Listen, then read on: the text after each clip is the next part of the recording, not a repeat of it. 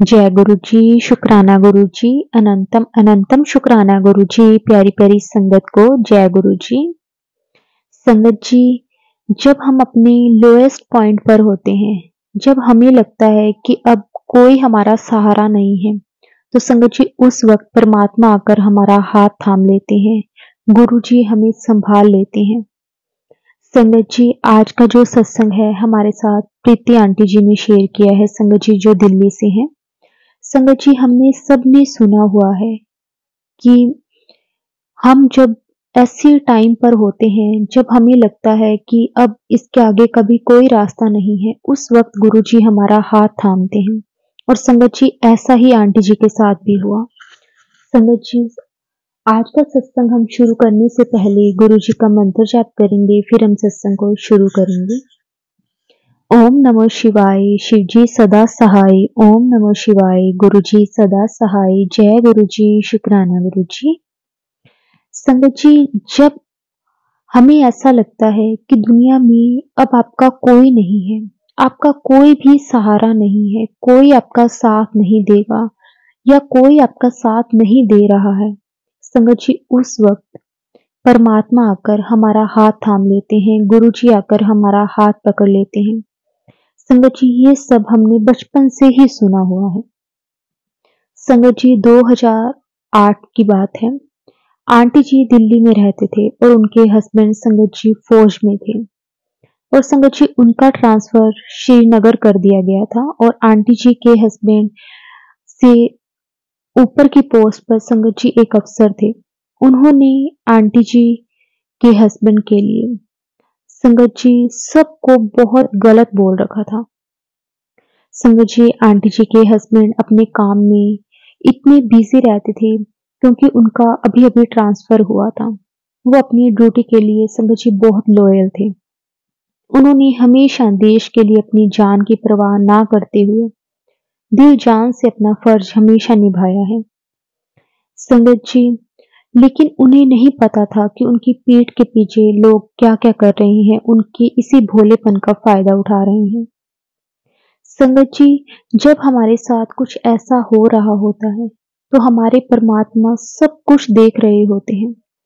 संगत जी, गुरु जी हमारे सिर्फ भाव देखते हैं। अगर हम मन के साफ हैं तो संगत जी गुरु जी कभी भी हमारे साथ कुछ बुरा नहीं होने देते। लेकिन हमें ऐसा लगता है कि हमारे साथ इतना गलत हो रहा है कि अब हमें कोई भी आगे का रास्ता नहीं दिखाई दे रहा है। संगत जी, जब आंटी जी के हस्बैंड को इस बात का पता चला तो कहते हैं ना कि एक आर्मी वाले की जो यूनिफॉर्म होती है, संगत जी उस पर कोई भी दाग नहीं लगना चाहिए। आपके लिए फौज में जो कमाई होती है वो आपके नाम की होती है। संगत जी आंटी जी के हस्बैंड को ये चीज अंदर ही अंदर खाने लग गई। इतने सालों की कमाई हुई इज्जत पर जैसे दाग लग रहा था। संगत जी ये आंटी जी औरों की जिंदगी का संगत जी बहुत टफ टाइम था। अंकल जी ने आंटी जी से बात की कि ऐसे ऐसे हो रहा है तो संगत जी आंटी जी को भी बहुत बुरा लगा सुनकर कि आप कभी किसी का बुरा नहीं करते, फिर भी आपके साथ लोग ऐसा क्यों कर रहे हैं। संगत जी आज के टाइम में जो इंसान अच्छा होता है, जो किसी का बुरा नहीं सोचता, तो संगत जी उसका लोग फायदा उठाते हैं। गुरु जी हमेशा कहते हैं कि तुसी एने भी भोले ना बनो कि लोग तुहाडा फायदा चक लें। तो संगत जी उस टाइम अंकल आंटी जी को बहुत बुरा लग रहा था और वो उनकी जिंदगी का संगत जी सबसे खराब टाइम था। संगत जी आंटी और सब जगह मतलब उन्होंने ट्राई किया कि अंकल जी पर जो भी गलत इल्जाम लगाए जा रहे हैं वो सब वहीं पे खत्म हो जाएं, चुप हो जाएं और जो इस चीज का फायदा उठा रहा है उसे भी इस चीज की सजा मिलनी चाहिए। लेकिन संगत जी कुछ भी नहीं हो रहा था। लेकिन कहते हैं ना कि जब सारी दुनिया आपका साथ छोड़ देती है उस वक्त ईश्वर आपका हाथ पकड़ता है। संगत जी उसके कुछ टाइम के बाद आंटी जी और दिल्ली आते हैं क्योंकि संगत जी अंकल जी का ट्रांसफर श्रीनगर हो गया था और दिल्ली में आंटी जी के इन लॉज रहते थे, यानी कि अंकल जी की फैमिली संगत जी दिल्ली में रहती थी। तो संगत जी कुछ टाइम के बाद अंकल आंटी जी दिल्ली आते हैं, क्योंकि संगत जी उनका ससुराल दिल्ली में था। तो आंटी जी वहाँ आए, तब आंटी जी को किसी ने बताया कि यहाँ पे गुरुजी का आश्रम है। तो संगत जी उन्होंने बताया कि वहाँ पे जो भी वहाँ पे प्रसाद जो होता है वो चाय प्रसाद मिलता है, और चाय के साथ आपको या तो समोसा प्रसाद मिलेगा या ब्रेड पकोड़ा प्रसाद मिलेगा। और उस मंदिर में ना शिवलिंग है, जो कि मंदिर के ऊपर है, बहुत बड़ा शिवलिंग है। संगत जी जब आंटी जी ने ये सुना तो उनके मन में हुआ कि एक बार मैं भी देख कर आऊं।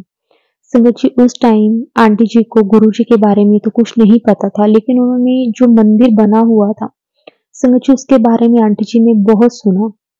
तो आंटी जी के मन में भी हुआ कि एक बार मैं भी वहां पर जाकर आऊं, देख कर तो आऊं कि कैसा मंदिर है। तो संगत जी आंटी जी, उनके हस्बैंड और आंटी जी का जो ब्रदर है संगत जी, वो तीनों जने वहां पर जाते हैं। तो संगत जी जब आंटी जी और अंदर कदम रखते हैं तो उन्हें ऐसा लगता है जैसे गुरुजी ने उन्हें खुद बुलाया है। संगत जी उस टाइम आंटी जी औरों को गुरुजी के बारे में ज़्यादा नहीं पता था, लेकिन जिन्होंने उनको बड़े मंदिर के बारे में बताया था, तो उन्होंने बताया था कि गुरुजी थे जो कि अब नहीं हैं। संगत जी ये बात आंटी जी औरों की 2008 की है, और गुरुजी ने 2007 में, जैसे कि हम सब जानते हैं, कि महासमाधि ले ली थी। तो उन्होंने बताया कि गुरुजी अब हमारे बीच फिजिकल फॉर्म में तो नहीं है, लेकिन जब आप मंदिर में जाओगे तो आपको ऐसा महसूस होगा कि गुरुजी वहाँ पे विराजमान है, साक्षात आपको गुरुजी के दर्शन भी वहाँ पे होंगे। तो संगत जी आंटी जी औरों को बहुत अच्छा लगा ये चीज़ सुनकर, और आंटी जी के हस्बैंड और आंटी जी का ब्रदर संगत जी तीनों वहाँ जाते हैं। जैसे ही वो बड़े मंदिर में कदम रखते हैं तो उन्हें ऐसा ही महसूस होता है जैसे गुरुजी ने खुद उन्हें बुलाया है। संगत जी ऐसा नहीं है कि ये फील सिर्फ आंटी जी को होता है, संगत जी उस टाइम सभी को, यानी कि तीनों को यही फील होता है।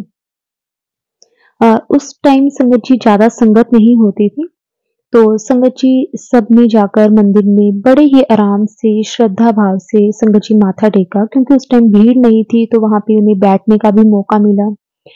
संगत जी जैसे कि आंटी जी ने बताया कि आंटी जी वहाँ पे पहली बार गए थे, और संगत जी उन्होंने देखा कि वहाँ लोग जितने भी अंदर आ रहे हैं, वो ना शिवजी जी की मूर्ति को तो बाद में माथा टेक रहे हैं, लेकिन पहले जो खाली कुर्सी पड़ी थी, उसको माथा टेक रहे हैं। संगत जी गुरुजी माफ करना, क्योंकि आंटी जी को उस टाइम नहीं पता था कि वो गुरुजी की गद्दी है।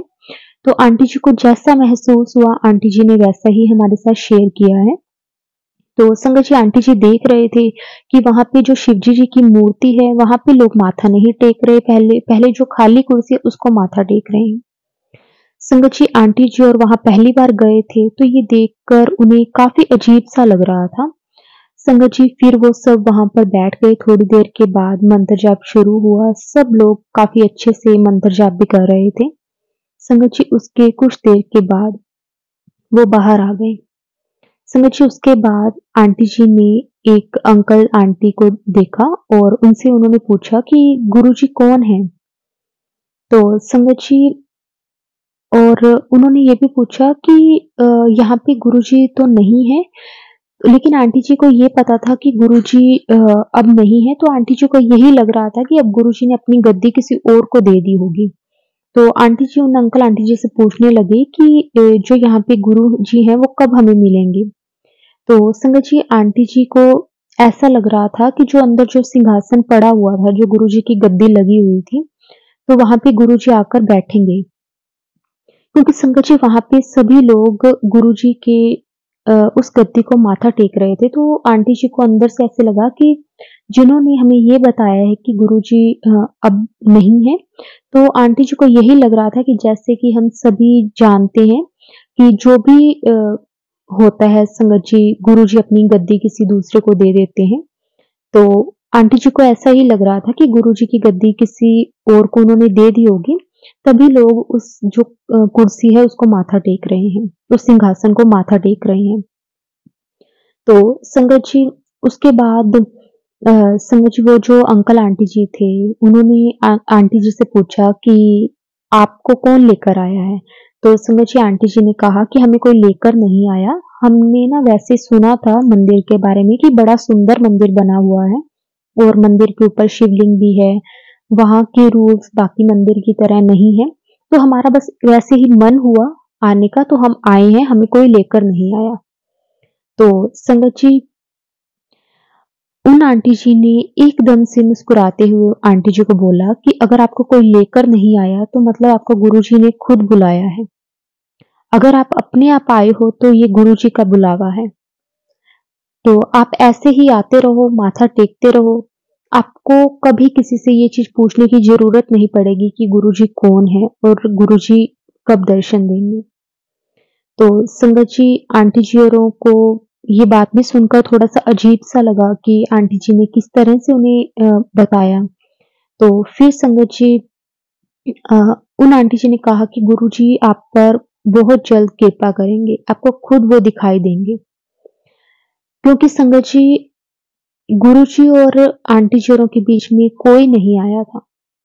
गुरुजी ने उन्हें खुद बुलाया था। सिर्फ अब जैसे संगत जी बहुत सारी संगत है जो बड़े मंदिर के बारे में रोज सुनती होगी सत्संग में, किसी संगत के थ्रू सुनती होगी, कभी उनके सामने कोई मैसेज आता होगा। लेकिन संगत जी कहते हैं ना कि गुरुजी ने जिसको जब बुलाना है वही जा सकता है, हर कोई बड़े मंदिर नहीं जा सकता। तो संगत जी सुनता तो हर कोई है, लेकिन जा वही सकता है जिसे गुरुजी बुलाते हैं और आंटी जी औरों को गुरुजी ने खुद बुलाया था। उनके बीच में कोई भी ऐसा नहीं था जो उन्हें लेकर गया हो। संगत जी आंटी जी औरों ने सुना था मंदिर के बारे में, तो आंटी जी औरों के मन में अपने आप गुरुजी ने भाव पैदा किया और वो गुरुजी के दर्शन के लिए संगत जी गए।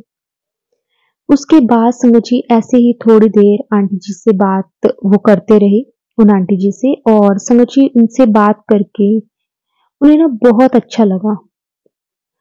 मतलब उन आंटी जी ने उन्हें काफ़ी कुछ बताया और उन्हें काफ़ी कुछ पता चला बड़े मंदिर के बारे में भी, गुरुजी के बारे में भी आंटी जी ने काफ़ी कुछ बताया।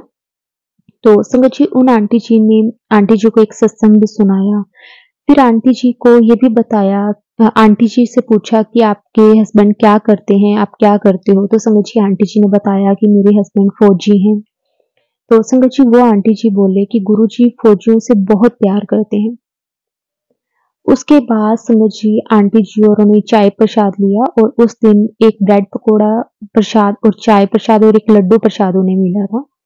संगत जी आंटी जी के हस्बैंड बोले कि मुझे ना एक ब्रेड पकोड़ा और लेना है। संगत जी वहां तो लंगर जो बांट रहे थे वो बोले कि आप पहले ये खत्म कर लो और आपको फिर वापस लाइन में लगना पड़ेगा और उसके बाद आपको और प्रसाद मिल जाएगा। तो संगत जी उसके बाद आंटी जी के हस्बैंड से वो वाला उन्होंने जो उन्हें पहले ब्रेड पकोड़ा मिला था संगत जी वो उन्होंने पूरा खा लिया और उसके बाद वो दोबारा लाइन में लगे और दोबारा उन्हें एक और ब्रेड पकोड़ा प्रसाद मिला। संगत जी लेकिन वो दूसरा ब्रेड पकोड़ा प्रसाद उनसे पूरा खाया नहीं गया। तो उन्होंने संगत जी जो बचा हुआ प्रसाद था वो संगत जी वहां पे एक डस्टबिन पड़ा पड़ा था तो उसमें फेंक दिया। संगत जी माफ करना, गुरुजी माफ करना, उस टाइम संगत जी उन्हें प्रसाद के बारे में कुछ भी नहीं पता था। संगत जी ये तो गुरुजी की ब्लेसिंग्स होती हैं और उन्हें कुछ भी नहीं पता था कि हमें इस तरह से प्रसाद को फेंकना नहीं चाहिए। जो भी प्रसाद हमें मिलता है गुरुजी की ब्लेसिंग से हमें वो पूरा खाना चाहिए। तो लेकिन संगत जी अंकल जी को इस बारे में नहीं पता था, आंटी जी को भी नहीं पता था। तो संगत जी जितना अंकल जी से खाया गया उन्होंने खा लिया और बाकी जो प्रसाद था संगत जी उन्होंने डस्टबिन में फेंक दिया। फिर संगत जी उसके कुछ देर के बाद संगत जी आंटी जी और घर वापस आ गई और नेक्स्ट डे संगत जी आंटी जी और अंकल जी को वापस श्रीनगर जाना था और संगत जी अंकल आंटी जी और वहां पे चले गए। वहां जाकर संगत जी वैसा ही माहौल था, आंटी जी और वैसे ही वापस उन परेशानियों में थे। संगत जी सबको पता था कि कौन सही है कौन गलत है, लेकिन कोई कुछ भी नहीं कर पा रहा था। तो उसके बाद संगत जी उसके कुछ टाइम के बाद आंटी जी के हस्बैंड ने अपनी पोस्टिंग के लिए अप्लाई किया कि उनको ये था कि मेरे ट्रांसफर कहीं हो जाए, तो उन्होंने अपनी ट्रांसफर के लिए अप्लाई किया। लेकिन कहीं भी संगत जी उनका ट्रांसफर, उनकी पोस्टिंग नहीं हो रही थी। संगत जी उसी बीच दिल्ली में आंटी जी के हस्बैंड को एक कैंप के लिए जाना था। संगत जी उनका कोई आर्मी कैंप था, जो कि कुछ दिन के लिए दिल्ली में लगना था। तो संगत जी आंटी जी के हस्बैंड दिल्ली गए, तो आंटी जी ने कहा कि मैं भी आपके साथ चलती हूँ, मैं यहाँ अकेली क्या करूँगी। तो संगत जी दिल्ली जाने के बाद आंटी जी संगत जी वो जो उनका कैंप था वो 2-3 महीने का था। तो संगत जी उसके बाद आंटी जी ने फ्राइडे और मंडे गुरुजी के मंदिर जाना उन्होंने शुरू कर दिया। उन्होंने वहाँ पे पता किया कि किस-किस दिन मंदिर खुलता है और क्या-क्या टाइमिंग है। तो संगत जी आंटी जी ने जैसे पता किया, तो उन्हें जो भी टाइम सही लगा, तो आंटी जी ने उस अकॉर्डिंग फ्राइडे और मंडे को गुरुजी के मंदिर जाना शुरू कर दिया। संगत जी आंटी जी को ये हुआ कि किसी के घर सत्संग हो, तब भी आंटी जी का मन करता था कि वो वहाँ पे जाएँ। संगत जी वहाँ से आने के बाद एक दिन आंटी जी को किसी ने सत्संग पर बुलाया। संगत जी जब वो सत्संग से आए, तो वहाँ से आने के बाद संगत जी आंटी जी के मन में हुआ कि वो भी गुरुजी को अपने घर पे बुलाएँ। जैसे कि संगत जी आंटी जी दिल्ली जैसे अब कुछ टाइम के लिए आए हुए थे, तो उन्होंने अपने आस-पास काफ़ी संगत का पता कर लिया था कि कहाँ-कहाँ पे सत्संग होते हैं, कहाँ-कहाँ पे गुरुजी की संगत है। जिससे संगत जी आंटी जी भी गुरुजी के मंदिर आसानी से जा सकें किसी संगत के साथ, क्योंकि उनके हस्बैंड का काम होता था, तो वो डेली उनके साथ नहीं जा पाते थे। तो संगत जी फिर जब एक दिन आंटी जी सत्संग से आए, तो आंटी जी का मन हुआ कि वो भी गुरुजी को अपने घर पे बुलाएँ। संगत जी उसके बाद फिर आंटी जी ने अपने आस-पास की संगत जी से पूछा कि मैं घर पे सत्संग कब करवा सकती हूँ? गुरुजी को मैं कैसे बुला सकती हूँ? और मैं भी गुरुजी को बुलाना चाहती हूँ। तो संगत जी आंटी जी ने अपने हस्बैंड से पूछा कि मैं गुरुजी को घर बुलाना चाहती हूँ। तो संगत जी अंकल जी ने कहा कि जैसे आपको ठीक लगता है, अगर आप बुलाना चाहते हो तो आप बुला लो। तो संगत जी उसके बाद आंटी जी ने अपना सत्संग संगत जी साथ वाली संगत से पूछकर उन्होंने सत्संग का दिन फिक्स कर लिया। संगत जी जिस दिन उनका गुरुजी का सत्संग था, संगत जी वो 7 तारीख थी। जैसे कि संगत जी हम सब जानते हैं 7 नंबर गुरुजी का ब्लेस्ड नंबर होता है, और गुरुजी ने आंटी जी को 7 नंबर की ब्लेसिंग्स दी। तो संगत जी जिस दिन आंटी जी ने घर पे सत्संग करवाना था, संगत जी उससे 1 दिन पहले आंटी जी के हस्बैंड काम से घर आते हैं। संगत जी वो बहुत परेशान थे, और आंटी जी ने उनसे पूछा, तो संगत जी वो बोले कि कुछ नहीं, मुझे ना थोड़ी देर रेस्ट करना है। तो संगत जी फिर आंटी जी को ये था कि उन्होंने नेक्स्ट डे गुरुजी के घर पे सत्संग करवाना है। तो उन्होंने कहा कि मैं कैंटीन में जाकर कुछ जो भी मुझे सामान चाहिए वो मैं ले आती हूँ। और संगत जी आंटी जी जैसे कि आर्मी कैंटीन से आंटी जी सामान लेने गए। तो संगत जी रास्ते में जाते-जाते आंटी जी पूरे रास्ते यही सोचते रहे कि क्या हुआ होगा? अंकल जी इतने परेशान क्यों हैं? लेकिन आंटी जी को ये था कि कल घर पे सत्संग करवाना है, और उसके बाद कैंटीन बंद होने से पहले मैं सामान सारा ले आऊँ। तो संगत जी आंटी जी मन ही मन में तो ये सोचते रहे, लेकिन उन्होंने मतलब कि कुछ भी ऐसे उम, ये नहीं उन्हें पता था कि उनके साथ हुआ क्या है। कभी आंटी जी के मन में आए कि कहीं उनको किसी ने कुछ कह ना दिया हो। संगत जी ऐसे सोचते-सोचते आंटी जी कैंटीन पहुँच गए। संगत जी उसके बाद जो भी सामान आंटी जी ने लेना था, वो आंटी जी लेकर संगत जी बाहर निकल रहे थे। आंटी जी ने सारा सामान ले लिया, अपनी बिलिंग करवा ली, और उसके बाद जो सामान लेकर संगत जी वो बाहर निकल रहे थे। तो आंटी जी को ना एकदम से ऐसे लगा जैसे उनके कान में धीमी-सी एक आवाज़ आई है, जिसमें उनको ये सुना है कि "गल सुन, धीए मेरी गल सुन।"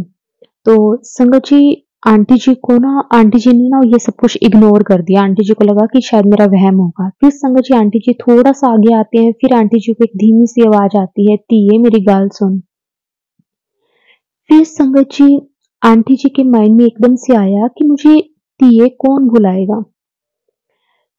संगत जी फिर तभी आंटी जी को एक एक और सॉफ्ट सी आवाज़ आती है, जिसमें उनको फिर ऐसे सुनता है कि "धीए मेरी गल सुन।" संगत जी उसके बाद आंटी जी ने जैसे ही अपना मुंह घुमाया तो एक बुजुर्ग से अंकल थे जिन्होंने सफेद रंग का कुर्ता पजामा पहना हुआ था और सिर पर नारंगी रंग का एक कपड़ा पहना हुआ था। संगत जी उन्होंने आंटी जी को इशारे से बुलाया।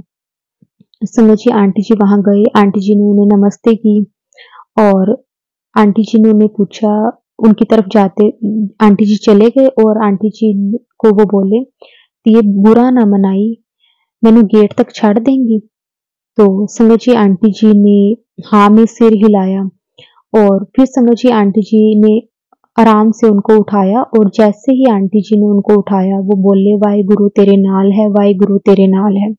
संगत जी उनकी आवाज ऐसी थी जैसे दिल में ना मतलब दिल को छू रही हो। तो संगत जी जितनी देर वो गेट के बाहर कैंटीन के गेट के बाहर तक निकलते आए, संगत जी वो बुजुर्ग अंकल मतलब यही बोलते रहे आंटी जी को कि वाहेगुरु तेरे नाल है, वाहेगुरु तेरे नाल है। तो संगत जी उसके बाद वो गेट से बाहर आ गए। बाहर संगत जी कैंटीन के बाहर निकलते ही एक मेज पड़ा था। तो आंटी जी ने बुजुर्ग अंकल जी को वहां पे बिठाया और फिर उसके बाद संगत जी आंटी जी ने कहा कि आपको कहाँ जाना है, मैं आपको छोड़ देती हूँ। लेकिन संगत जी वो बोले कि नहीं मैं आप पे चला जाऊँगा। हुन तू जा। तो संगत जी उसके बाद आंटी जी ने बार-बार उनसे पूछा कि मुझे बताओ आपको कहाँ जाना है, मैं आपको छोड़ देती हूँ। तो संगत जी फिर वही अंकल जी ने ऐसे ही बोला कि मैं आप पे चला जाऊँगा, हुन तू जा। फिर संगत जी आंटी जी ने उनको एक पानी की बोतल लाकर दी। संगत जी उन्होंने थोड़ा-सा पानी तो खुद पी लिया और बाकी जो पानी बचा हुआ था वो आंटी जी को दे दिया और आंटी जी को कहने लगे, "हुन तू जा।" तो संगत जी उन्होंने पानी की बोतल जो थी, जो बचा हुआ पानी था वो आंटी जी को दे दिया और फिर उनको बोले कि हुन तू चली जा। लेकिन संगत जी आंटी जी उन्हें फिर बार-बार यही कह रहे थे कि आप मुझे बताओ आपको कहाँ जाना है, मैं आपको छोड़ दूँगी। लेकिन संगत जी वो अंकल जी बार-बार आंटी जी को एक ही बात बोले जा रहे थे कि हुन मैं चला जाऊँगा, तू जा। फिर संगत जी आंटी जी कार में बैठ गए और संगत जी जैसे ही आंटी जी कार में बैठे, तो उन्हें ना बड़ी तेज जैसे ना एक प्रेगनेंसी महसूस हुई। संगत जी उस टाइम आंटी जी को नहीं पता था कि ये फ्रेग्रेंस गुरुजी की फ्रेग्रेंस होती है, गुरुजी की सुगंध होती है। तो संगत जी उसके बाद आंटी जी जब कार से उतरने लगे, घर पहुँच गए, तो संगत जी उतरते हुए आंटी जी का ध्यान उस पानी की बोतल पर जाता है और आंटी जी ने उस पानी की बोतल से 2 घूँट पानी पिया और बाकी का जो संगत जी पानी था, वहाँ पे एक पेड़ लगा हुआ था, उस पेड़ के अंदर डाल दिया। और संगत जी उसके बाद आंटी जी घर चले जाते हैं। उसके बाद संगत जी आंटी जी ने सारी बात अपने हस्बैंड को बताई। वो संगत जी अंकल जी ने भी आंटी जी को बोला कि आर्मी कैंटीन कोई ऐसा प्लेस नहीं है जहाँ पे कोई भी आ सकता है और बुजुर्ग अंकल के हाथ में संगत जी ना ही कोई सामान था और ना ही उनके साथ कोई था। तो संगत जी फिर आंटी जी को एहसास हुआ कि वो तो साक्षात जैसे गुरुजी ही थे। क्योंकि संगत जी गुरुजी ही पंजाबी में बोलते थे और उन बुजुर्ग अंकल ने जैसे आंटी जी को बुलाया तब भी उन्होंने बोला तिये। तो संगत जी फिर आंटी जी को इस चीज का एहसास हुआ कि वो तो साक्षात गुरुजी थे और संगत जी अंकल जी ने भी इस चीज को महसूस किया कि हाँ वो गुरुजी ही थे। फिर संगत जी उसके नेक्स्ट डे आंटी जी औरों के घर पे बहुत अच्छे से गुरुजी का सत्संग हुआ। गुरुजी की भी कृपा हुई। संगत जी जितना भी गुरुजी का शुक्राना किया जाए उतना कम है। संगत जी आंटी जी औरों के घर सत्संग के 3 दिन के बाद संगत जी आंटी जी के जो हस्बैंड थे उनकी ट्रांसफर जो उन्होंने अप्लाई किया हुआ था, पोस्टिंग के लिए अप्लाई किया हुआ था, संगत जी वो अ, उनका ट्रांसफर संगत जी दिल्ली में ही हो गया और संगत जी आप विश्वास नहीं करोगे, वो जो ट्रांसफर हुआ संगत जी वो बड़े मंदिर से 2 किलोमीटर की दूरी पर। संगत जी उसके बाद आंटी जी के हस्बैंड ने जब भी अपने ऑफिस जाना, उन्होंने बड़े मंदिर में माथा टेक कर ही जाना। संगत जी ये सब गुरुजी के बिना होना संभव ही नहीं था। गुरुजी की कृपा से जो कुछ भी हुआ है संगत जी वो गुरुजी की कृपा से हुआ। संगत जी उसके बाद आंटी जी के हस्बैंड पर जो भी गलत इल्जाम लगे हुए थे सब गुरुजी की कृपा से सबको पता चल गया कि कौन सही था और कौन गलत। संगत जी गुरुजी की मेहर के बिना ये संभव नहीं हो सकता था। संगत जी, जिस दिन आंटी जी और उन्हें अपने घर पे गुरुजी का सत्संग करवाया, उस वक़्त भी उन्हें ऐसा ही महसूस हुआ कि जैसे गुरुजी उनके जो उन्होंने गद्दी लगाई थी, वहाँ पे गुरुजी आकर बैठे हैं। संगत जी, अगर हम गुरुजी को सच्चे मन से याद करते हैं, गुरुजी पर विश्वास करते हैं, तो संगत जी गुरुजी हमें दर्शन भी देते हैं। और संगत जी, आंटी जी और बहुत सच्चे भाव से गुरुजी के पास गए थे। उन्होंने कोई भी वो गुरुजी से किसी भी तरह की मांग लेकर नहीं गए थे।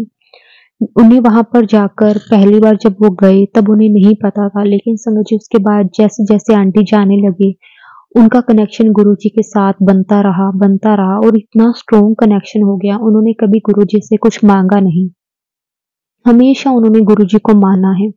और संगत जी, देखते ही देखते किस तरह से गुरुजी ने उनके दिन ही बदल दिए।